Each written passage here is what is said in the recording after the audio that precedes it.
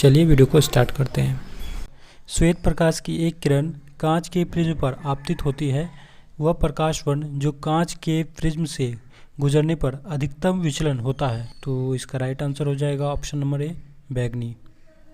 चलिए इनके बारे में देख लेते हैं। कांच में बैगनी रंग के प्रकाश का वेग सबसे कम और अपवर्तनांक सबसे अधिक होता है। कांच में लाल रंग का वेग सबसे अधिक और अपवर्तनांक सबसे कम होता है। इसको भी याद रखना है। चलिए आगे बढ़ते हैं। नेक्स्ट प्रश्न है, भारत में वन्यजीव संरक्षण अधिनियम किस वर्ष लागू किया गया? तो इसका राइट आंसर है ऑप्शन नंबर सी, 1972। चलिए इनके बारे में देखते हैं। वन्यजीव संरक्षण अधिनियम 1972 में लागू हुआ था। इसका संशोधन जनवरी 2003 में किया गया था।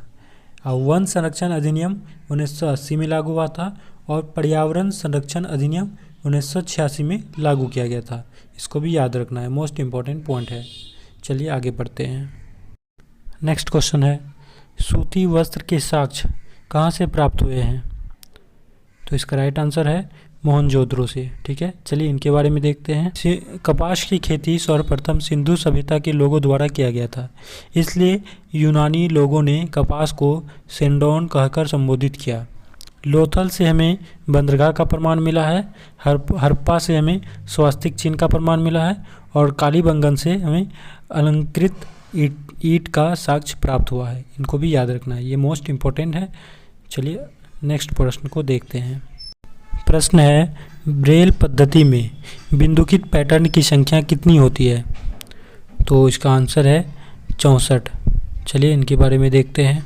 ब्रेल पद्धति एक प्रकार की लिपि है जो नेत्रहीनों की लिपि है।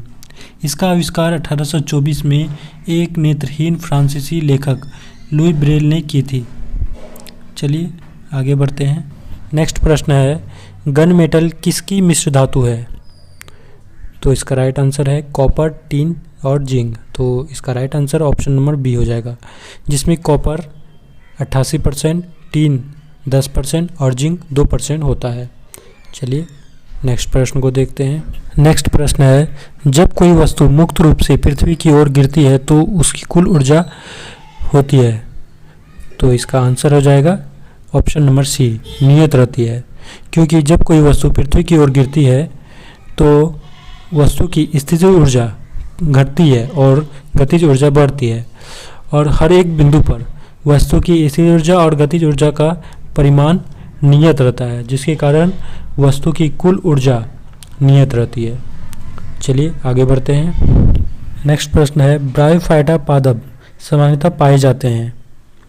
तो इसका राइट आंसर है ऑप्शन सी, नम व छायादार आवासों में, मतलब छाया वाला जगह में ये ब्रायोफाइटा पादप पाए जाते हैं। चलिए नेक्स्ट प्रश्न को देखते हैं। क्वेश्चन है, स्पिनिंग जेनी की खोज किसने की? तो इसका राइट आंसर है ऑप्शन सी, जेम्स हारग्रीव्ज। चलिए इनके बारे में देखते हैं। स्पिनिंग जेनी की खोज जेम्स हारग्रीव्ज ने की थी। स्पिनिंग जेनी जो है एक प्रकार की बहु स्पेंडल कताई फ्रेम है। ठीक है, और कुछ इम्पोर्टेंट आविष्कारक हैं, इसको भी याद रखना है। जैसे वाटर फ्रेम का आविष्कार किसने किया था? तो रिचर्ड आर्कराइट ने 1769 में किया था। पावर लूम का आविष्कार किसने किया था?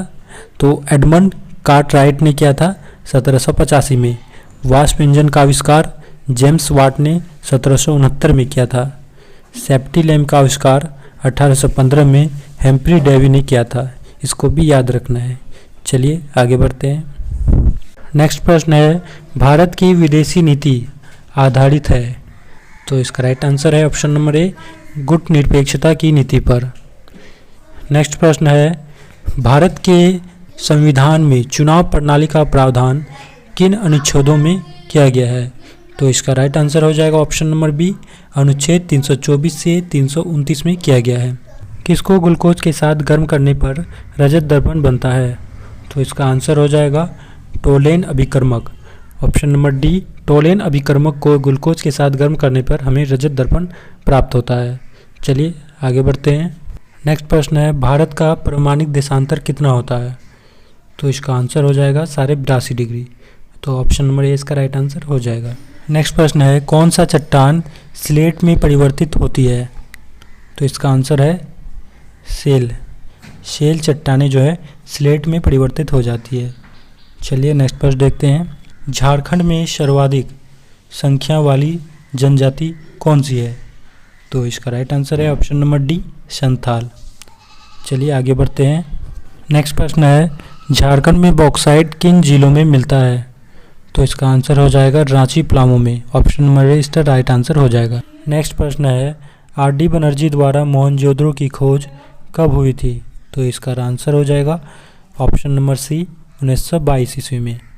नेक्स्ट प्रश्न है, आज़ाद हिंद फौज का गठन कब हुआ? तो इसका आंसर हो जाएगा 1942 ईस्वी में। चलिए नेक्स्ट प्रश्न देखते हैं। नेक्स्ट प्रश्न है, अकबरनामा किसने लिखी है? तो इसका आंसर हो जाएगा अबुल फजल। ऑप्शन नंबर ए इसका राइट आंसर हो जाएगा। नेक्स्ट प्रश्न है, किस पुस्तक से वंदे मातरम उद्धृत है?